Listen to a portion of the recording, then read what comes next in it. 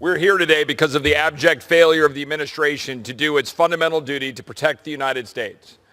We have a wide open border, empowering cartels, empowering China to the detriment of the American citizens and to the migrants that seek to come here, supposedly in the name of compassion. But that is in the false name of compassion. Dead migrants lying along the Rio Grande and in ranches in South Texas. The extent to which migrants suffer in the Texas heat, 53 dying in a tractor trailer last summer in San Antonio.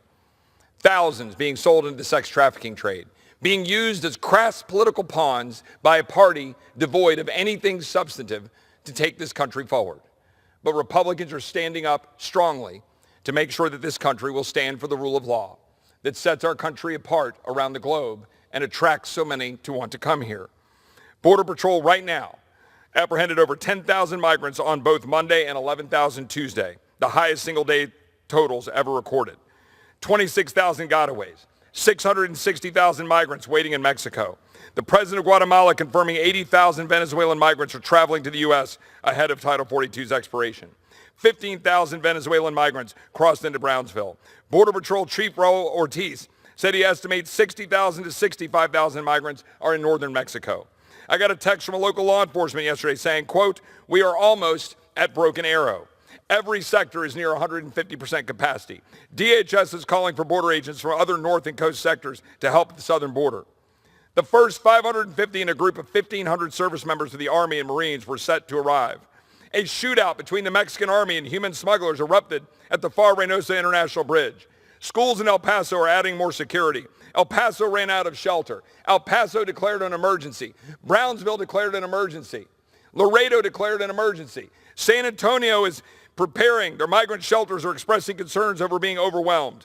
Even our nation's capital is being overwhelmed. And now the New York City mayor, a sanctuary city, criticizing busing, is busing migrants outside of New York City out to the suburbs because my Democratic colleagues and the Democratic administration and Democratic leaders in so-called sanctuary cities don't give a whit about migrants. It's about political power. And they are costing lives, they are endangering Americans, they are causing children to die from fentanyl poisoning, and they know it. And that is what is so pathetic and sad. But Republicans offer legislation today that would force this administration to do the job it refuses to do. By ending the magnet, by stopping the releases, by forcing us to do the job we're supposed to do to protect unaccompanied children from being on the top of train cars, being subjected to the abuses of cartels, holding families together while we adjudicate claims of asylum, and yes, provide for a path for asylum while making sure we don't create a magnet for the abuse of migrants in the false name of compassion. Republicans are leading. We are doing the job that the president refuses to do. The American people know it.